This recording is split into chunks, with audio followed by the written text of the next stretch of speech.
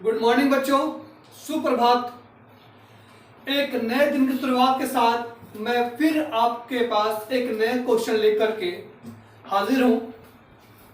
और ये क्वेश्चन है, मौर्यकालीन अर्थव्यवस्था पर प्रकाश डालें। तो यहां पूछ रहा है क्वेश्चन क्या, मौर्यकालीन अर्थव्यवस्था। अब बात जब चल रही अर्थव्यवस्था की बात चल रही है तो हमारे मन मस्तिष्क में क्या आएगा कि आखिर वहां का लोगों का जीवन यापन करने का क्या स्रोत रहा होगा, सोर्स ऑफ इनकम क्या रहा होगा, किस प्रकार से अपने जीवन यापन करते थे, किस प्रकार से अपने लोगों का या अपने घरों में अपने बच्चों का या अपने राज्य की अर्थव्यवस्था को बढ़ाने के लिए या इनकम के स्रोत किस प्रकार से रहे होंगे। ठीक है, तो कहा जाता है कि मौर्यकालीन अर्थव्यवस्था के तीन पहलू थे। कितने पहलू थे? तीन पहलू, उद्योग, व्यापार और सिक्के। क्या थे? उद्योग, व्यापार और सिक्के।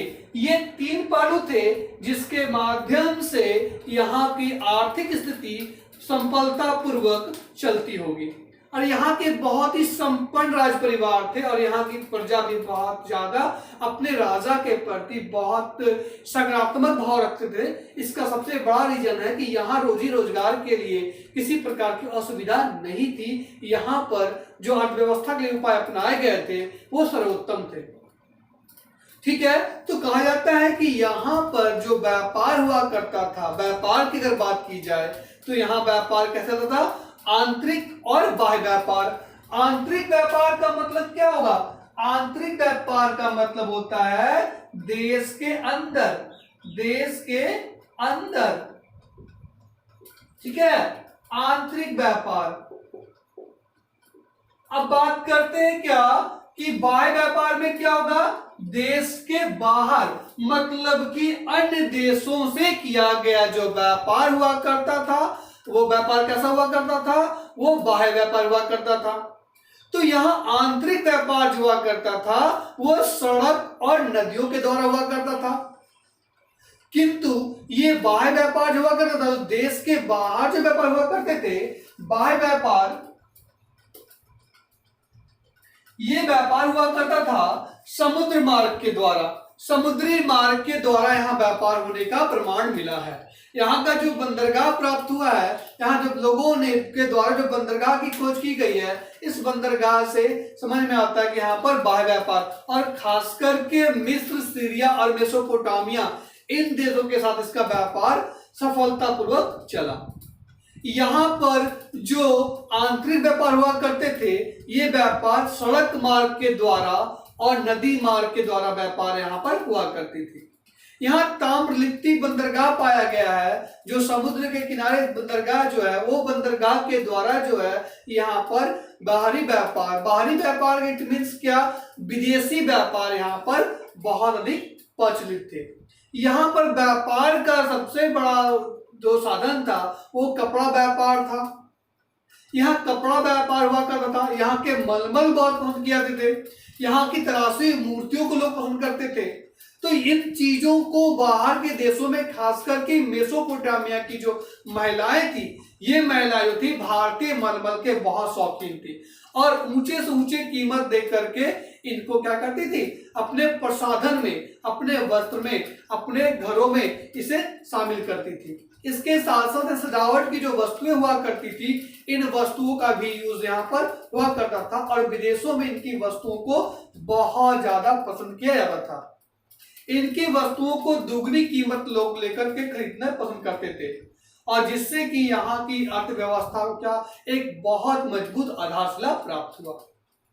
जो बाहरी देशों से व्यापार करना प्रारंभ किया, ये व्यापार ने हमें अधिक मात्रा में सोना दिया। हमने बाहर के देशों से हमने गोल्ड आए, सोने आए, तो यहाँ पर इससे क्या हुआ? तो यहाँ का जो व्यापार क्या हुआ? बहुत ज्यादा यहाँ की अर्थव्यवस्था के लिए महत्वपूर्ण है।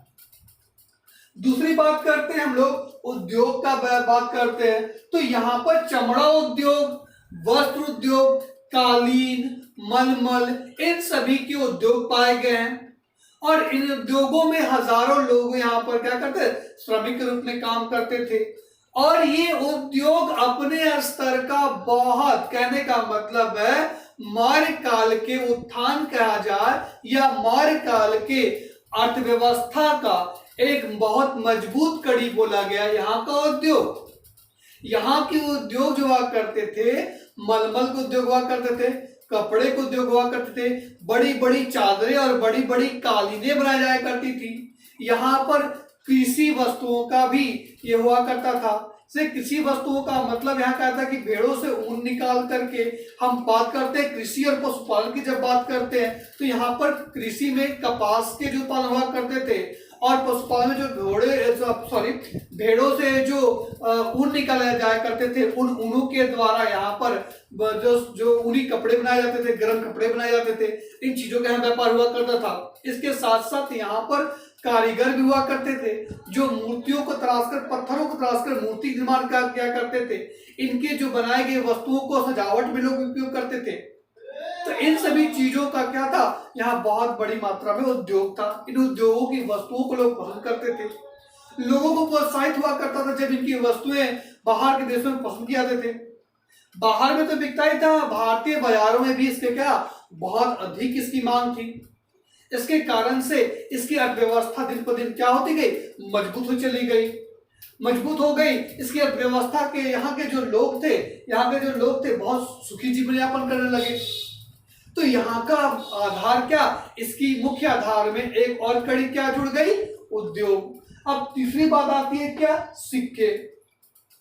तो बोला गया बुद्ध के काल अर्थात आहत बोला गया यहाँ पर बुद्ध के काल में पंचमार्क के सिक्के चला करते थे।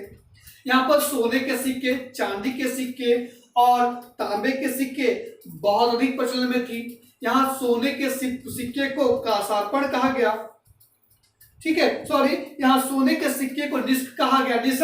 निष्क का मतलब क्या होता है, निष्क का मतलब होता है आपका, निष्क का मतलब होता है क्या, सोने का सिक्का। क्या होता है, सोने का सिक्का, सोने का सिक्का। और चांदी के सिक्के से कार्पण कहते थे, काशार्पण क्या करते थे, काशार्पण। और यहाँ तांबे के सिक्के से काकीनी क्या करते, काकीनी।